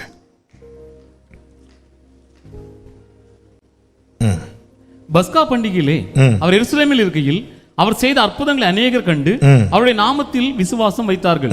அப்படி இருந்தும் இயேசு எல்லாரையும் அறிந்திருந்தபடியால் அவர்களை நம்பி இணங்கவில்லை. மனுஷர் மனுஷருக்கு உள்ளத்தில் இருப்பதை அவர் அறிந்திருந்தபடியால் மனுஷரை குறித்து ஒருவனும் அவருக்கு சாட்சி கொடுக்க வேண்டியதா இருக்கவில்லை. இங்கே எல்லாரும் விசுவாசம் வச்சிருக்கிறாங்க. இயேசுவை விசுவாசிக்கிறவங்க கை தூக்க சொன்னா நம்ம எல்லாருமே கை தூக்கும். அது எல்லா மீட்டிங்லயும் உள்ள எல்லா கன்வென்ஷன்லயும் அது நடக்கிறது. இது கர்த்தர் என்னோடு தான் பேசினார், நிச்சயம் உள்ளவர்கள் கரங்களை வைத்து எல்லாரும் கை தூக்கும். இயேசு ஏற்றுக்கொண்டவங்க கை தூக்கும், எல்லாரும் கை தூக்கும். ஆனா கை தூக்குறத வச்சு அவர் இணங்க மாட்டார். அவருக்கு தெரியும் யாருக்குள்ள இருக்கு யாருக்குள்ள இல்லைன்னு அவருக்கு தெரியும். நான் பாடுறேனே அன்பு கூறுகிறேனேன்னு பாடும்போது எனக்குள்ள அன்பு இருக்கா இல்லையா என்பது அவருக்கு தெரியும். ஆமென். யோவான் 5:42 சேர்த்து வாசிங்க. யோவான் 5:42. உங்களில் தேவ அன்பு இல்லை என்று உங்களை அறிந்திருக்கிறேன். நான் இதை எப்படி சொல்ல விரும்புகிறேன்? நம்மில் என்ன இருக்கிறது என்ன இல்லை என்பதை அவர் அறிந்திருக்கிறார். நான் எவ்வளவு கழுவப்பட்டிருக்கிறேன், இன்னும் எவ்வளவு கழுவப்பட வேண்டும் என்பதை அவர் அறிந்திருக்கிறார். எனவே தான் பேதுருவின் காலை கழுவ வரும்போது, ஆண்டவர் நீங்கள் என்ன கழுவக்கூடாது சொன்ன, ஆண்டவர் சொன்ன, நான் உன்னை கழுவ விட்டால் உன்னிடத்தில் பங்கு இல்லை, என்னிடத்தில் உனக்கு பங்கு இல்லை, அப்போ என்ன ஃபுல்லா கழுவுங்க ஆண்டவரேன்னு சொல்லும்போது, இல்லப்பா ஆமே நீ பாதி கழுவப்பட்டு விட்டுட்ட, இன்னும் கொஞ்சம் இருக்கு. எனக்கு என்ன இருக்கு, என்னில் என்ன இருக்கு என்ன இல்லை என்பதை அவர் அறிந்திருக்கிறார். அறிந்து உணர்த்துகிறார், அறிந்து எச்சரிக்கிறார். சபைகளுக்கு ஆவியானவர் அப்படிதான் எச்சரித்தார். உன் கிரியைகளை நான் அறிந்திருக்கிறேன் எபேசு சபைக்கு சொல்லுகிறார். ஆனால் உன்கிட்ட என்ன இல்ல தெரியுமா? ஆவியில் கொண்ட அன்பு இல்ல. நீ ஜாக்கிரதையா மனம் திரும்ப என்றார். அறிந்து உடன் இருக்கிறார், அறிந்து உதவி செய்கிறார், அறிந்து தேவைகளை அதிசயமாய் சந்திக்கிறார், அறிந்து கிருபை செய்கிறார், அறிந்து எச்சரிக்கிறார். உன்கிட்ட ஆதி அன்பு இல்ல, உனக்குள்ள விசுவாசம் இல்ல. ஆமென். எபேசு சபை உன் கிரியைகளை அறிந்திருக்கிற, எல்லாம் அறிந்திருக்க, ஆனாலும் உன்னிடத்தில் எனக்கு ஒரு குறை உண்டு. என்ன? ஆதி அன்பு, அன்னைக்கு இருந்த அன்பு இன்னைக்கு இல்லை என்பகிற அந்த குறை அவர் அறிந்திருக்கிறார். என்கிட்ட என்ன இருக்கு இல்லை என்பது, நான் ஆண்டவரே நான் விசுவாசிக்கிறேனே ஆண்டவரே, நான் சொல்றதை வச்செல்லாம் அவர் கேட்க மாட்டாருங்க. அவர் இருதயத்தை ஆராய்கிறார். நம்ம கிட்ட என்ன இருக்கு, அவர் விரும்புகிற பரிசுத்தம் இருக்கா இல்லை அறிந்திருக்கிறார். அவர் நான் விசுவாசத்தை வெளிப்படுத்தும் வண்ணமாக பல பாட்டுகளை பாடலாம். உண்மையில் அது என் இருதயத்தில் இருக்கிறதா இல்லையா என்பதை அவர் அறிந்திருக்கிறார். அன்பு கூறுவேன் இன்னும் அதிகமாய் பாடிடலாம், ஆனா உண்மையிலே அன்பு இருக்கிறதா இல்லை என்பதை அறிந்திருக்கிறார். எனவே தான் தம்மை சூழ்ந்திருக்கிறவர்களை பார்த்து சொல்லுகிறார், உங்களுக்குள்ளே தேவ அன்பு இல்லை என்பதை நான் அறிந்திருக்கிறேன். நமக்குள்ள என்ன இருக்கு இல்லை என்பதை அறிந்திருக்கிறார். ஆறாவதாக எதை அறிந்திருக்கிறார் தெரியுமா? ஏசாயா 48வது அதிகாரத்தின் 4வது வசனம். ஏசாயா 48:4. நீ கடினம் உள்ளவன் என்றும் உன் பிடரி நரம்பு இரும்பு என்றும் உன் நெற்றி வெண்கலம் என்றும் அறிந்திருக்கிறேன். நம்முடைய சுபாவத்தை அறிந்திருக்கிறார். அப்படி 8வது வசனத்தையும் வாசியுங்கள். நீ கேள்விப்படவும் இல்லை, அறியவும் இல்லை, ஆதி முதல் உன் செவி திறந்திருக்கவும் இல்லை. நீ துரோகம் பண்ணுவாய் என்பதையும் தாயின் கற்பம் தொடங்கி நீ மீறுகிறவன் என்பதையும் பெயர் பெற்றதையும் அறிந்திருக்கிறேன். நம்முடைய சுபாவத்தை அறிந்திருக்கிறார்.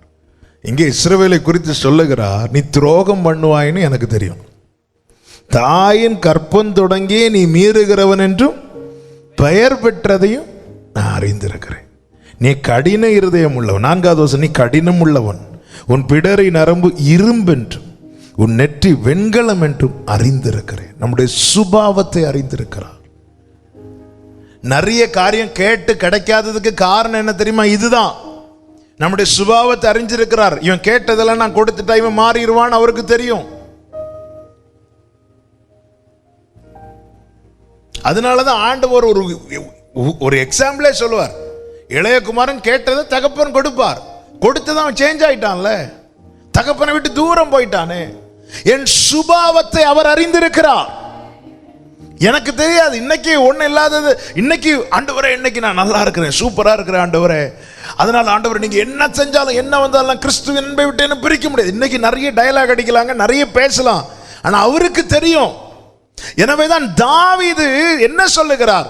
139 சங்கீதம் 1வது வசனத்துல என்ன சொல்லுகிறார்? நீர் என்னை ஆராய்ந்து அறிந்திருக்கிறீர். கடைசி 2 வசனங்கள்ல என்ன சொல்லுகிறார்? வாசியுங்கள். 139 என்னை ஆராய்ந்து, தேவனே என்னை ஆராய்ந்து இருதயத்தை அறிந்து கொள்ளும், என் இருதயத்தை அறிந்து கொள்ளும், என்னை சோதித்து சிந்தனைகளை அறிந்து என் சிந்தனைகளை அறிந்து கொள்ளும், வேதனை உண்டாக்கும் வழி என்னிடத்தில் உண்டோ என்று வேதனை உண்டாக்கும் வழி என்னிடத்தில் உண்டோ என்று பார்த்து நித்திய வழியிலே என்னை நடத்தும். கைகளை உயர்த்தி ஆமென் சொல்லுங்க. நம்முடைய சுபாவத்தை அறிந்திருக்கிறார். நான் ஒரு காரியத்தை கேட்கிறேன், ஆண்டவரே எனக்கு இதை செய்யுங்க, எனக்கு இப்படி செய்யுங்கன்னு. ஆண்டவரே அது நீங்க தரும்போது நான் மாறுவேனா இல்லையா என்பது எனக்கு இப்போ தெரியாது, ஆனா உங்களுக்கு தெரியும். உங்களுக்கு தெரியும். வேதனை உண்டாக்கும் வழி என்னிடத்தில் உண்டோ என்று பார்த்து என்னை நித்திய வழியிலே நடத்தும். நிறைய காரியங்களை தேவன் டிலே பண்ண வைக்கிறதுக்கும் ஒரு காரணம் இதுதாங்க. நம்ம வாழ்க்கையில் நிறைய காரியங்கள், பல தாமதங்கள் தானங்க நம்மளை தேவ சமூகத்தில் கொண்டு வந்திருக்கு. பல காரியங்கள் அடைப்பட்டதுனால எவ்வளவு நேரம் வந்து உட்கார்ந்து இருக்கிறோம் தேவ சமூகத்தில்.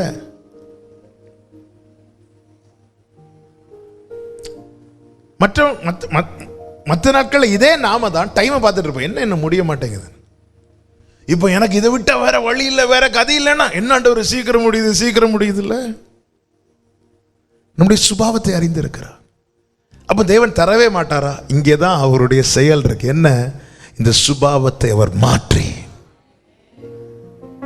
என்னை மாற்றி, யாக்கோபு ஆசீர்வதித்தாலுடைய நான் உம்மை போக விட மாட்டேன்னு சொன்னதும் ஆண்டவர் சொன்னார், என்னை விடு நான் போறேன்.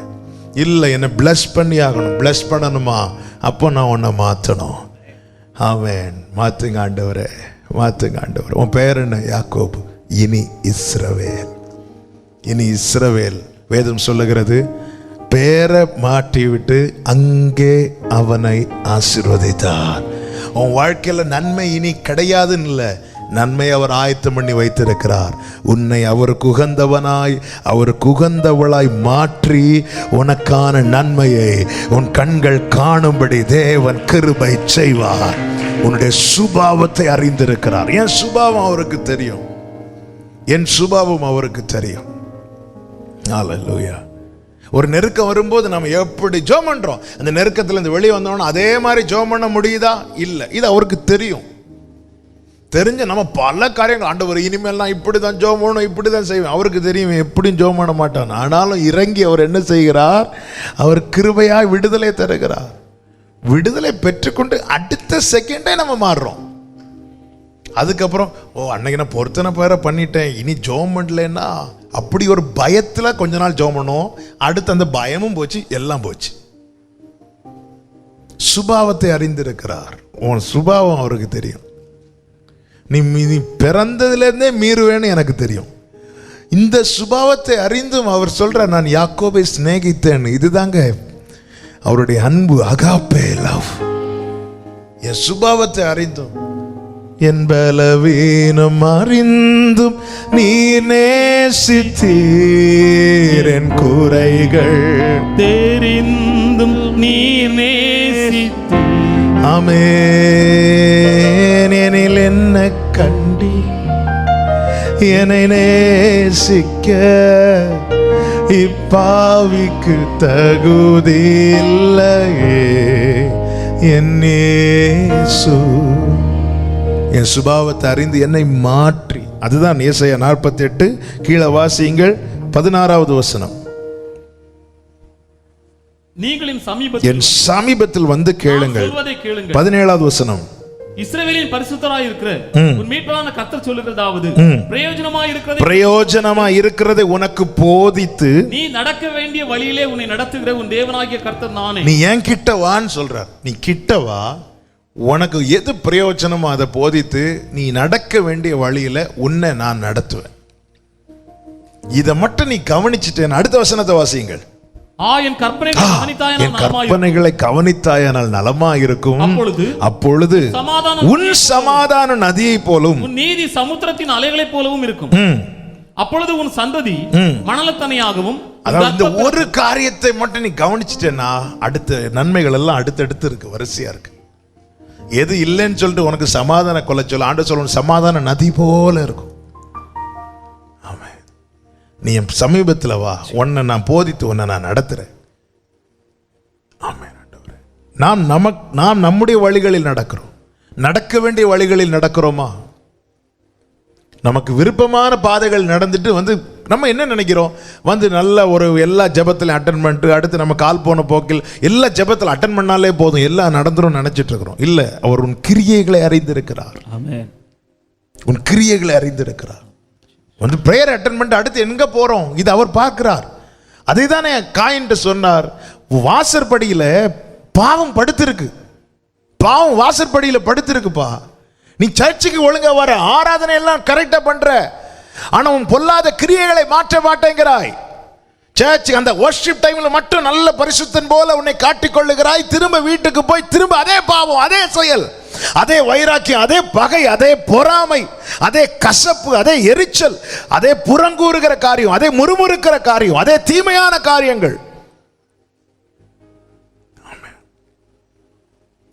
என்னை மாற்றும், அதுதான் கேட்க. நம்ம பல நேரத்தில் சூழ்நிலை மாற்றதான் ஜெபம் பண்றோம், உபவாசிக்கிறோம்.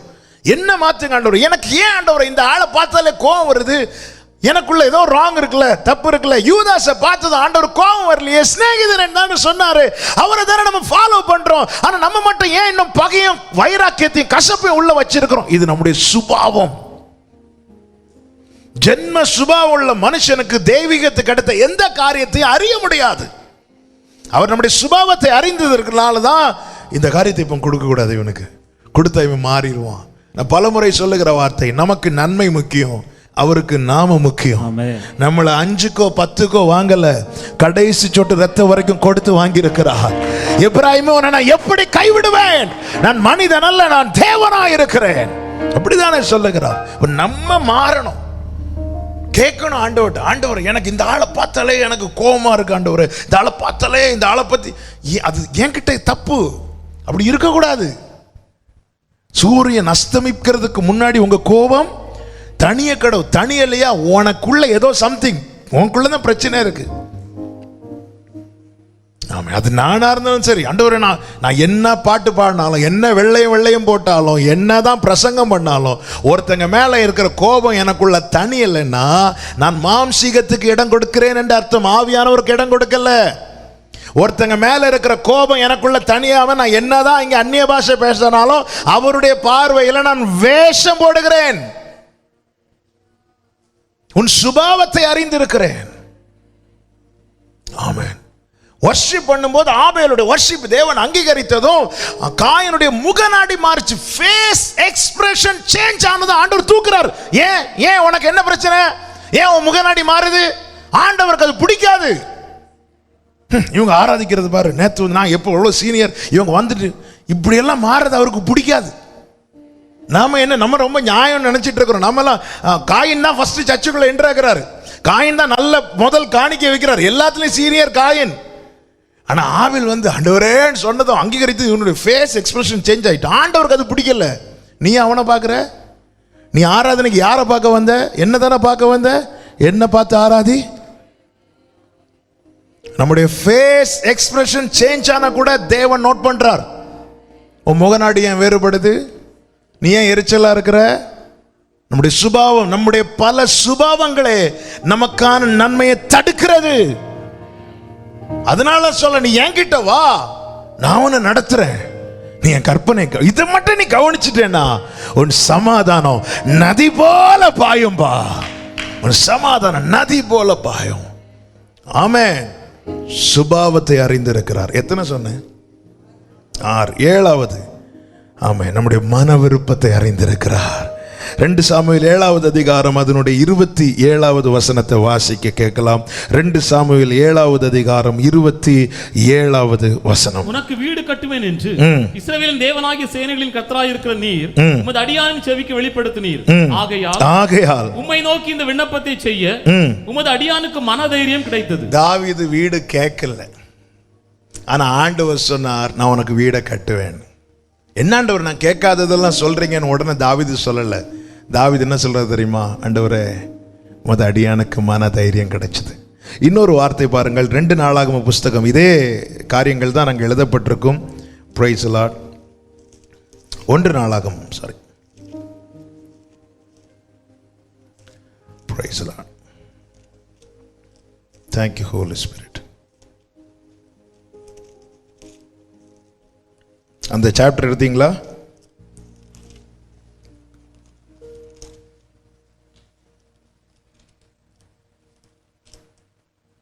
பதினேழாவது அதிகாரம் அதனுடைய 17 முதல் வாசிங்க. தேவனே, 18வது வசனத்தை வாசிங்க. உமது அடியானுக்கு உண்டாகும் கனத்தை பற்றி தாவீது அப்புறம் உம்மோடே சொல்வது என்ன? தேவரீர் உமது அடியானை அறிந்திருக்கிறீர். இந்த 2 சாமுவேல் 7, 1 நாளாகமம் 17, இது 2 சேர்த்து வச்சு படிக்கும்போது நான் சொல்றது உங்களுக்கு புரியும். என்ன ஆண்டவரே, நான் உங்ககிட்ட கேட்கல, ஆனால் நீங்கள் சொல்ல காரணம் என்ன தெரியுமா? உங்களுக்கு தெரியும் மனசில் என்ன இருக்கு. தாவீதுடைய மனசில் அவனுக்கு ஃபேமிலியை பற்றி ஒரு பாரம், பிள்ளைகளுக்கு பற்றி ஒரு பாரம். ஏன்னா அவன் கர்த்தருக்கு முன்பாக இருக்கிறான். பிள்ளைகளில் அநேகர் வழி விலகி போகிறாங்க. அப்சலோம் எல்லாம் அப்படியே போயிட்டான்ல. இதெல்லாம் குறித்து பாரம். என்னுடைய இந்த தீபம் என்னோட முடிஞ்சிருமா ஆண்டவரே? இந்த கிருபை என்னோட முடிஞ்சிருமா? தலைமுறை தலைமுறைக்கு தொடராதோ இந்த பாரம்? அவனுடைய ஆசையெல்லாம், நான் எப்படி உங்க முன்னாடி இருக்கிறேனோ என் குடும்பம் உங்க முன்னாடி இருக்கணும். கர்த்தர் பேச ஆரம்பித்தார். நம்முடைய இதய விருப்பமெல்லாம் எப்படியும் நிறைவேற்றுவீர். விருப்பங்களில் அவரை பிரியப்படுத்துகிற விருப்பங்கள் உண்டு. அதுல ஒரு விருப்பம் என்ன தெரியுமா? நானும் என் வீட்டாரும் வென்றால் கர்த்தரையே செய்வோம். நானும் பிள்ளைகளும், நானும் கர்த்தர் எனக்கு கொடுத்த பிள்ளைகளும் அடையாளங்களாய் அற்புதங்களாய் இருக்கிறோம். ஆண்டவரே, நான் உங்க முன்னாடி இருக்கிறது மாதிரி தலைமுறை தலைமுறை உங்க முன்னாடி இருக்கணும் ஆண்டவர். ஆண்டவர் சொன்னார், தாவீதே, நான் உனக்கு ஒரு வீட்டை கட்டுவேன், உன் பிள்ளைகளை விட்டு நான் கிருபையை விலக்க மாட்டேன். நம்முடைய மன விருப்பத்தை அறிந்திருக்கிறார். நம்ம நிறைய காரியம் ஜெபத்துல கேட்க மாட்டோம் தெரியுமா? ரெகுலரா பிரேயர் பண்றோம், சில காரியங்களை கேட்டா ஒருவேளை ஆண்டவருக்கு இது பிடிக்காதோன்னு சொல்லிட்டு சில காரியங்களை கேட்காம மனசுல வச்சுட்டு ரொம்ப பெரிய ஆட்கள் மாதிரி ஆண்டவர் உங்க சித்தம் போல நடத்துங்கன்னு சொல்லிட்டு இருப்போம்ல. அவருக்கு தெரியுங்க நம்முடைய இருதய விருப்பத்தை அவர் அறிந்திருக்கிறார். இதய விருப்பத்தை அறிந்திருக்கிறார். 8வது, எதிரியின் எண்ணங்களை அறிந்திருக்கிறார். நமக்கு விரோதமாய் சத்துரு போடுகிற எண்ணங்களை அவன் என்ன திட்டமிடுவதற்கு முன்னமே அறிந்திருக்கிறார். மத்தேயு 2வது அதிகாரம் 13வது வசனத்தை வாசியுங்கள். அவர்கள் போன பின்பு கர்த்தருடைய தூதன் சொப்பனத்தில் யோசேப்புக்கு காணப்பட்டு, ஏரோது பிள்ளையை கொலை செய்ய தேடுவான், ஆதலால் நீ எழுந்து பிள்ளையையும் அதன் தாயையும் கூட்டிக் கொண்டு எகிப்துக்கு ஓடி போய் நான் உனக்கு சொல்லும் வரைக்கும் அங்கே இரு என்றான். திட்டம் போடுவான்னு சொல்றார். அப்ப இன்னும் ஏரோது என்ன செய்யல? திட்டம் போடல. அதுக்கு கீழே படிச்சீங்கன்னா தெரியும், அதுக்கப்புறம் தான் அவன் திட்டமே போடுறான். அதான் சொன்னேன் அல்லவா, எதிரியின் திட்டத்தை அவன் திட்டம் போடுவதற்கு முன்னமே அவர் அறிந்து நம்மை அந்த தீங்குக்கு விலக்கி பாதுகாக்கிறார். பல சத்துருவின் சூழ்ச்சிகளுக்கும் சத்துருவின் கண்ணிகளுக்கும் சத்துருவின் எதிரான ஆயுதங்களுக்கும் நாம் தப்புவிக்கப்பட காரணம் என்ன தெரியுமா? அவர் அறிந்து நம்மை மறைத்து வைக்கிறார். ஆமென் சொல்லுங்க பார்க்கலாம். ஹல்லேலூயா. 9வது, நம்முடைய கிரியைகளை அறிந்திருக்கிறார். நாம் ஒரு காரியத்தை எப்படி செய்கிறோம் என்பதை அறிந்திருக்கிறார். 2 நாளாகமம் 25வது அதிகாரம் 1-2 வசனங்களை வாசியுங்கள். 2 நாளாகமம் 25 1-2 வசனங்கள். அமத்சியா 25ஆம் வயதிலே ராஜாவாகி 29 வருஷம் எருசலேமில் அரசாண்டான். எருசலேம் நகரத்தாளாகிய அடுத்த வசனத்தை வாசிங்க. இந்த அமத்சியாவை குறித்து, அவன் கர்த்தரின் பார்வைக்கு செம்மையானதை செய்தான், ஆனாலும் முழு மனதோடு அப்படி செய்யவில்லை. ஒரு காரியத்தை நம்ம எப்படி செய்கிறோம் என்பதை அவர் பார்க்கிறார். என்ன செய்கிறோம் என்பது அவருக்கு தெரியுது. செம்மையானதை தான் செய்கிறான். நிறைய பேர் செம்மையானது செய்யறது வேற வழி இல்லாம, சர்ச்சுக்கு ஏன் போறீங்க? வேற வழி இல்லாம. ஏன் ஜெபத்தில் உட்கார்ந்து? வேற வழி இல்லாம. ஆண்டவர் நம்ம என்ன செய்கிறோங்கிறதையும் பார்க்கிறார், எப்படி செய்கிறோங்கிறதையும் பார்க்கிறார். இவன் செம்மையானது செய்தான், எல்லார் பார்வையிலையும் நற்சாட்சி பெறத்தக்க காரியங்களை செய்கிறான். ஆனால் இவன் செய்தது வேற வழி இல்லாம செய்தானே அன்றி முழு மனதோடு செய்யல. ஆண்டவர் அதையும் பார்க்கிறார். உன் கிரியைகளை நான் அறிந்திருக்கிறேன். நம்முடைய கிரியைகளை பார்க்கிறார். 10வது எதை அறிந்திருக்கிறார் தெரியுமா? நம்முடைய எதிர்காலத்தை அறிந்திருக்கிறார். கைகளை உயர்த்தி ஆமென் சொல்லுங்க பார்க்கலாம். லூக்கா 1வது அதிகாரம் 13 முதல் 17 வரை உள்ள வசனங்களை வாசிங்க, நம்ம ஜெபிக்கலாம். தூதன் சகரியாவை நோக்கி, சகரியாவே பயப்படாதே, உன் வேண்டுதல் கேட்கப்பட்டது. உன் மனைவியாக எலிசபெத் உனக்கு குமாரனை பெறுவாள். அவனுக்கு யோவான் என்று பெயரிடுவாயாக. உனக்கு சந்தோஷமும் மகிழ்ச்சியும் உண்டாகும். அவன் பிறப்பு நிமித்தம் அநேக சந்தோஷப்படுவார்கள். அவன் கர்த்தருக்கு முன்பாக பெரியவனாயிருப்பான். திராட்சரசமும் மதுவும் குடியான். தன் தாயின் வயிற்றில் இருக்கும் போதே பரிசுத்த ஆவியினால் நிரப்பப்பட்டிருப்பான். அவன் இஸ்ரவேல் சந்ததியாரில் அநேகரை அவர்கள் தேவனாகிய கர்த்தரிடத்துக்கு. இன்னும் யோவான் பிறக்கவே இல்லை. அவனை குறித்து என்ன குடிப்பான், என்ன குடிக்க மாட்டான் வர டீட்டெயிலா சொல்றார். அவனுடைய ஃபியூச்சர் என்ன, அவனுடைய எதிர்காலம் என்ன அறிந்திருக்கிறார். கர்த்தாவே, நீர் என்னை ஆராய்ந்து அறிந்திருக்கிறேன். நம்மை அறிந்திருக்கிறார். இந்த அறிவு நமக்குள்ள இருக்குமானால் நாம் ஏற்கனவே ஜெபித்தது போல அவரை உறுதியாய் பற்றி கொள்வோம். என்னை அறிந்திருக்கிற ஒருவர் பரலோகத்தில் இருக்கிறார். யாருக்கு என் நிலைமை தெரிஞ்சா என்ன, தெரியாம போனா என்ன, அவர் அறிந்திருக்கிறார். அவர் எல்லாம் பார்த்து கொள்வார். கைகளை உயர்த்தி ஆமென் சொல்லுங்க பார்க்கலாம். அப்படியே கண்களை மூடி தேவ சமூகத்திலே தாழ்த்தி, நன்றி பரிசுத்த ஆவியானவரே, நீர் எங்கள் பாதையை அறிந்திருக்கிறீர், எங்கள் திராணியை அறிந்திருக்கிறீர், எங்கள் நிலைமையை அறிந்திருக்கிறீர், எங்கள் வேதனையை அறிந்திருக்கிறீர், எங்களில் என்ன இருக்கிறது இல்லை என்பதை அறிந்திருக்கிறீர், எங்கள் சுபாவத்தை அறிந்திருக்கிறீர், எங்கள் மன விருப்பத்தை அறிந்திருக்கிறீர், சத்துரு எங்களுக்கு விரோதமாய் போடுகிற திட்டங்களை அறிந்திருக்கிறீர், எங்கள் கிரியைகளை அறிந்திருக்கிறீர், எங்கள் எதிர்காலத்தை அறிந்திருக்கிறீர். ஆண்டவரே, எங்கள் எல்லாவற்றை அறிந்திருக்கிற உம்மை அறிந்திருப்பது எங்களுக்கு கிடைத்த மிகப்பெரிய பாக்கியம் ஆண்டவரே, மிகப்பெரிய பாக்கியம் ஆண்டவரே. நன்றி அப்பா. நல்ல கரங்களை தட்டி ஆண்டவருக்கு மகிமை. க்ளோரி பலரதரபா சந்தரபா கபதரபலரா உடரபலரா கபரபா சந்தரபலரியாந்தரா. நம்மை ஆராய்ந்து அறிந்திருக்கிறவர், ஆராய்ந்து அறிந்திருக்கிறவர். 2 கைகளை வானத்துக்கு நேராய் உயர்த்தி, அனைத்தையும் செய்து முடிக்கும் ஆற்றல் உள்ளவரே, நீர் நினைத்தது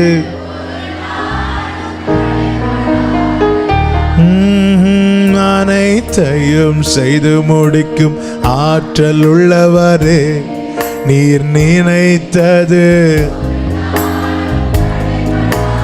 ஆமே. நான் எண்ணி முடியா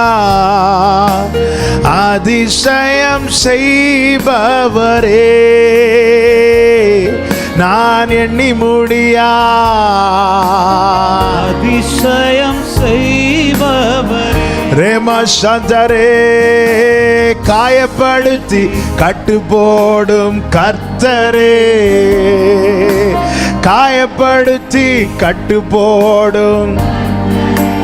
ஆமென். என்னை அடித்தாலும் அணைக்கின்ற அன்பரே, உமக்கே.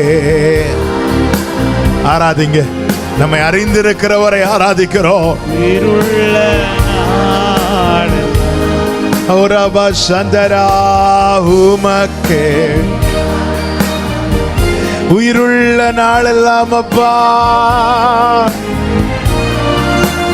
ஆமே. நான் எண்ணி முடியா அதிசயம் செய்பவரே, நான் எண்ணி முடியா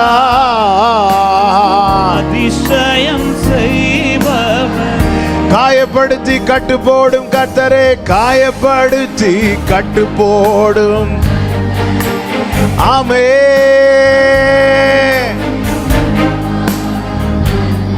ஒரபசந்தரே, அடித்தாலும் அணைக்கின்ற அன்பரே,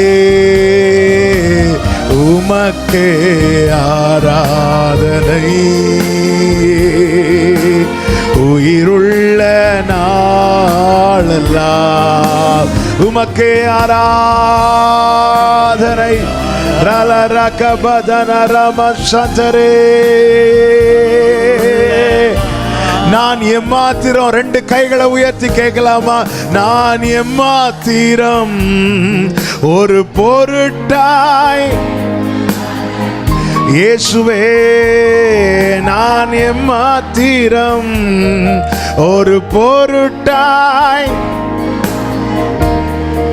நன்றியோடே காலை தோறும் கண்ணோக்கி பார்க்கின்றீர். காலை தோறும் கண்ணோக்கி நிமிடந்தோறும் நிமிடந்தோறும் விசாரித்து மகிழ்கின்றீர். உமக்கே ஆராதனை. உயிருள்ள நாளெல்லாம் உமக்கே உமக்கே உமக்கே. ஹல்லேலூயா. அனைத்தையும் செய்து முடிக்கும், அனைத்தையும் செய்து முடிக்கும் ஆற்றல் உள்ளவரே, நீர் நினைத்தது ஒரு நாளும் தடைபடாதையா.